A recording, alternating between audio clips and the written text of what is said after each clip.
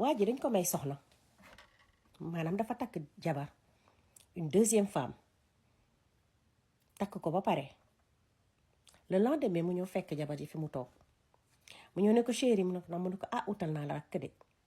jabar ji ne ko rakk lan mu ne ko takkal naa la wujju démb lañ ma ko may jabar ji ne ko démb mu ne ko non dañ ma koo may de dañ ma koo may man sax xalaatuma woon commencé egsi jabar ji ne ko loolu dafa am problème loolu amul problème di yow góor nga ba pare yow jullit nga am nga droit takk benn ñaar ñetti ñeent jëkkër ji ne ko commencé waat parce que jëkkër ji moom mu ngi culpabiliser wu li tax mu def loolu ba pare doog ko wax affaire yooyu mais nag def na li muy def ba pare jabar ji ne ko waa léegi amul benn problème loolu du dara chéri ko léegi nga ne takk nga démb mu ne ko takk nañ may nañ ma mu ne ko léegi kañ nga bëgg a dem danga bëgg a dem tey jëkkër ji xoolaat ko dem fan mu ne ko ndax danga bëgg a dem ayi ji jëkkër ji ne ko non dama la koy yëgal noonu rek may jabar ji ne ko léegi xam nga nu ñuy def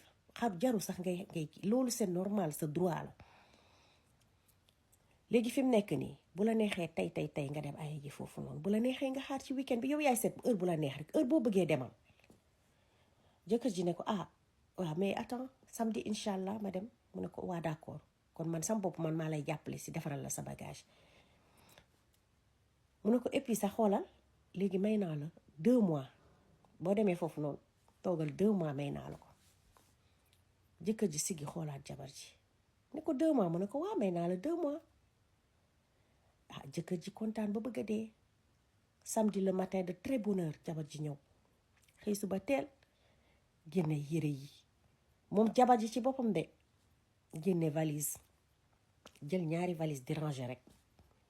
di ranger le jëkkër ji di ko xool muy ranger le bagage rek ba valise yi fees dell mu ne jëkkër ji gis nga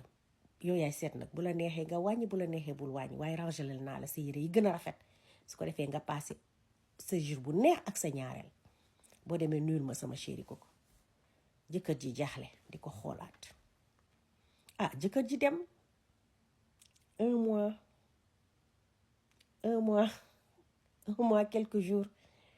mu woo jabar ji téléphone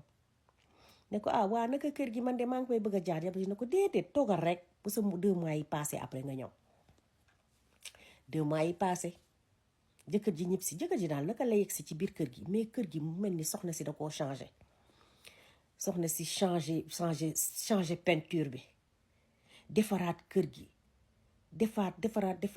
defaraat salon bi non kër gi xoolal mel ni panaal jëkkër ji naka la yegg si rek ne waaw